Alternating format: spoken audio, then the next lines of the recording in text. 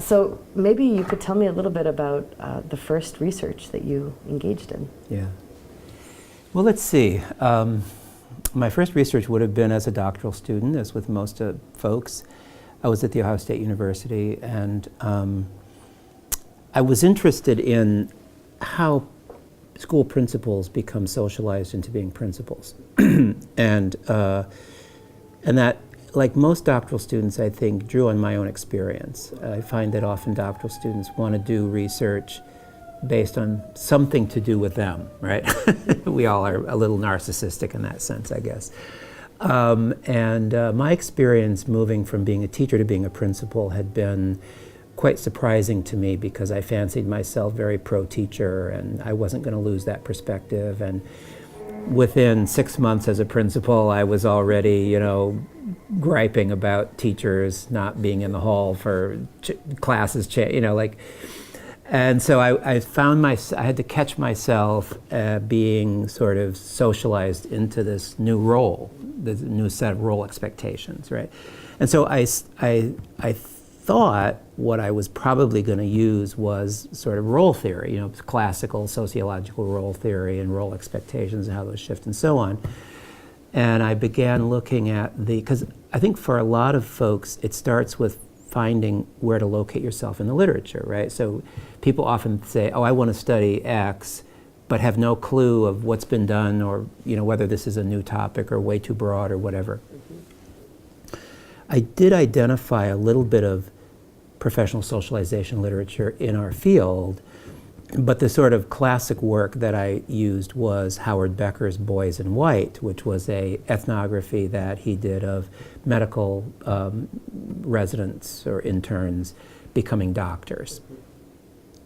And that, I think for every new researcher, reading a lot of studies is probably the best way to get to know how to do it, having those exemplars.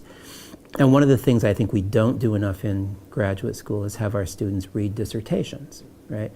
We assign them all kinds of articles and things in doctoral seminars, but they can actually go through an entire doctorate very often without having ever read a dissertation and picked apart a good dissertation to see how it's constructed strategically and so on. Mm-hmm. And yet that's what we expect them to produce at the end, right? So unless they kind of do it on their own, which many of them do, or they read them as part of their research, they don't often get to actually see what one looks like, or what several look like. But so reading a lot of dissertations and reading a lot of book-length ethnographic studies, I think is important. And I think Boys in White became my kind of template, although I moved away from it later and read a few others.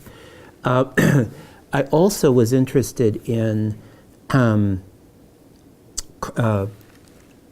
the sort of macro level issues of things like how social class and race worked in the districts I was studying. Like, how do principals think about those more structural kinds of things in their work, which are not necessarily naturals, particularly back in those days. Obviously, in most places, I did my work in Columbus, Ohio, because I was at Ohio State. So obviously, like any other urban area, there are the wealthy suburbs, and there's the inner city, and et cetera, et cetera. And so all of that becomes sort of the context within which principals do their work. And yet it's a kind of, I found, a hidden discourse. It's not talked about, it's not considered polite to talk about social class or race or those kind of things, or there tends to be a kind of defensive discourse about it.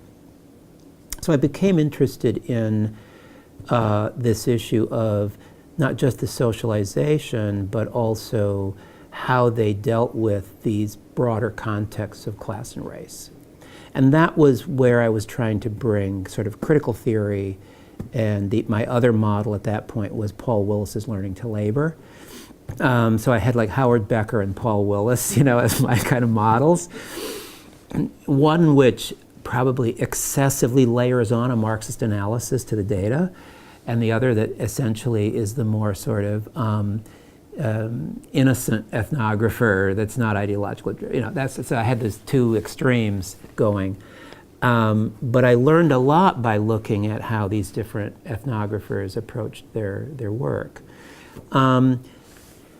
What happened as I was gathering data, I was interviewing principals, I was interviewing some of the parents in these. I chose a suburban principal, I chose a principal in a sort of more or less urban but more working to middle class kind of community, and then I chose a principal in the really poor neighborhood where the school was actually naturally integrated with poor white Appalachian kids and poor black kids. So it was, class-wise, it was all poor kids, but it was racially integrated.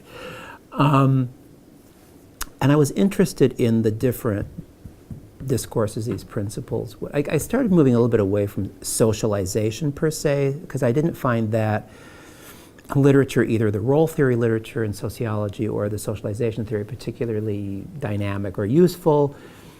And around that time, I started reading an article by Meyer and Rowan that came out in 1977. Now, I was doing my dissertation work in the mid-'80s, so it was actually a fairly new article back then on institutional theory. I don't remember if it was called that at the time. And it was about sort of legitimation rituals and the ways that in organizations people engage in these legitimation rituals as a way to sort of protect the technical core of the organization, the classroom and the teachers and so forth. That became, for me, very theoretically important because I began to see that what these principles were doing was engaging in these kinds of legitimation rituals around class and race.